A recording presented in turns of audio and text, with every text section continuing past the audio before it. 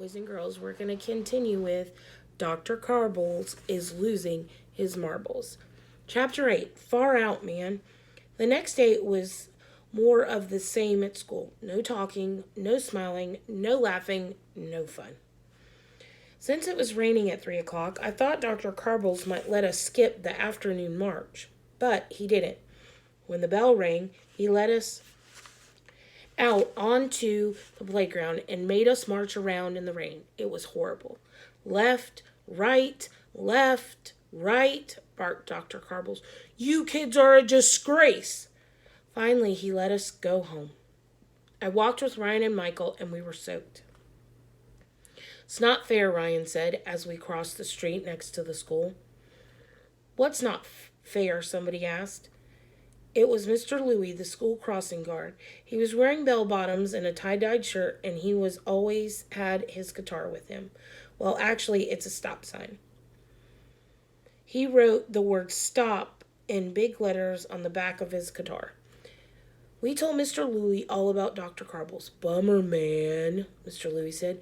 That dude gives off bad vibes. And there's nothing we can do about it, Michael said.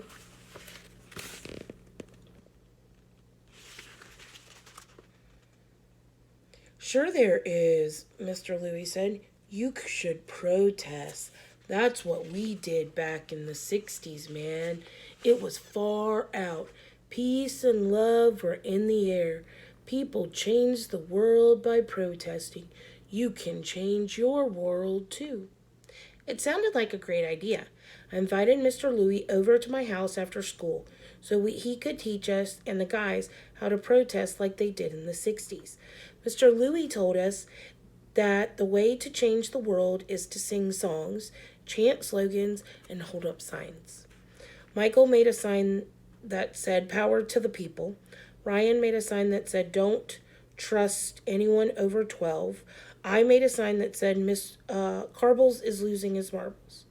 While we were working on our signs, Mr. Louis taught us some protest songs like Blowin' in the Wind and If I Had a Hammer. I don't get the hammer song. It's about a guy who wants a hammer. Why doesn't he go to the hardware store and buy one?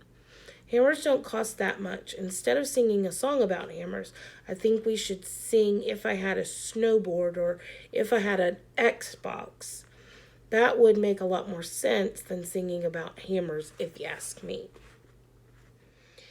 Anyway, when me and the guys got to school the next morning, we were ready to protest. We marched around with our signs. We chanted slogans and we sang songs. We were in the middle of If I Had a Snowboard when Andrea came over to us. What are you dumb heads doing? She asked. We're protesting, man, I said. We're going to change the world. You probably don't even change your underwear, Arlo, said Andrea as she went up the steps to school. Carbles never, Klutz forever, chanted Ryan. 2, 4, 6, 8, who do we appreciate? Chanted Michael. Klutz, Klutz, Klutz. A bunch of kids gathered around us to watch. Some of them joined our protest. Few of the teachers joined in, too. Soon we had a big mob protesting, and everything was going great. And then you'll never guess in 100 years what came rolling out of the playground. I'm not going to tell you. Okay, I'll tell you. It was a tank.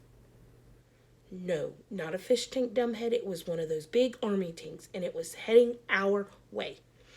The top of the tank was open, and Dr. Klutz popped his head out. Go to your classroom now! Dr. Carble hollered into his bullhorn. I will crush you! Wow.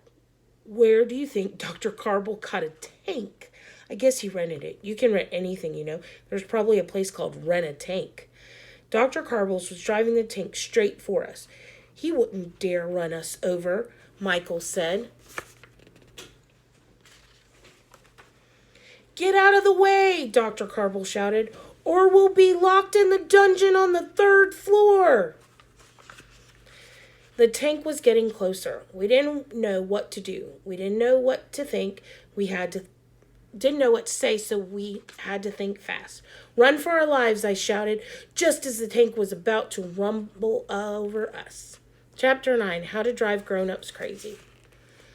Well, the whole protest thing was a dumb idea. Luckily, none of us got killed. We have to think of another way to get rid of Dr. Carbles. Remember how we got rid of Mrs. Todd? Ryan said the next morning while we were putting our book bags away. Miss Todd was a substitute teacher at our school. She tried to murder Miss Daisy and take her job, but we caught her.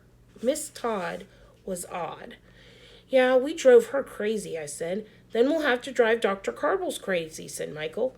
If there's one thing I'm good at, it's driving grown-ups crazy.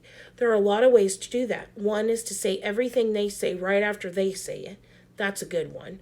Sometimes I ask my parents why, over and over again, and it drives them nuts. But it was Neil the nude kid who had the greatest idea in the history of the world. We should steal Dr. Carbles' toupee, Neil said. Yeah, Mr. Klutz told us that if anybody ever found out Dr. Carbles was bald, it would drive him crazy. Neil's idea was genius. He should be in the gifted and talented program. The only problem was, how were we going to steal Dr. Carbles' toupee? We could sneak into the house in the middle of the night and rip it off his head, suggested Michael. Nah, Ryan said. He probably has an electric fence and a moat around his house. We should rent a giant wind machine and blow it off his head, suggested Michael. You can rent anything. Nah, Ryan said. It costs a lot of money to rent a giant wind machine. That's when I got the greatest idea in the history of the world. Hey, I said. Every day after lunch, Dr. Carbles stands outside and watches us march around the playground, right? Yeah, Michael said. So what? Well, he has a fishing pole in his office, I told the guys. We could hang the fishing pole out of the second floor window and go fishing for his toupee. You're a genius, Neil the new kid told me. I should get the Nobel Prize. That's a prize they give out to people who don't have bells. During lunch, me and Neil snuck out of the vomitorium. We slinked down the hall like secret agents. Nobody was around. All the teachers must have been eating in the teacher's lounge. I opened the door to Dr. Carbles' office. It was empty. Perfect. I grabbed the fishing pole and we tore out of there. We ran up the steps to the second floor. I handed Neil the pole and opened the window. We peeked out. Dr. Carbles was right below us, standing there with his bullhorn. The kids were just starting to march out of the vomitorium. Left, right, Dr. Carble yelled to them. March, you weasels! This is going to be great, Neil giggled as we stuck the fishing pole out the window. He'll go crazy once we steal his toupee. Okay, Neil said, dropping the hook now. Neil lowered the line until the hook landed right above Dr. Carbles' head. A little to the left, I told Neil. Lower. Neil was having a hard time hooking the toupee. My arms are getting tired, Neil said. I grabbed the pole and helped Neil guide the hook. It wasn't easy. The hook kept blowing around. Any nibbles yet? Neil asked. Nope, but right after that I said that, I feel a little pull on the line. Hey, I think I got it. I started reeling the toupee, but there was just one problem.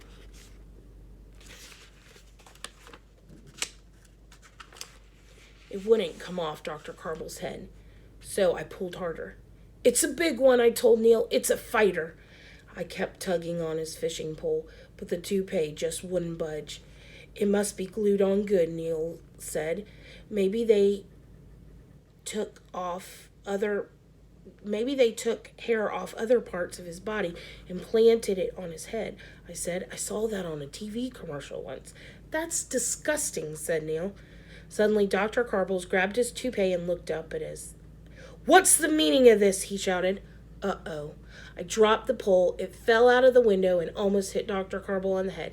AJ, report to my office immediately, hollered. Ooh, went all the kids on the playground. That's it. My life is over. I'd have to move to Antarctica and live with the penguins.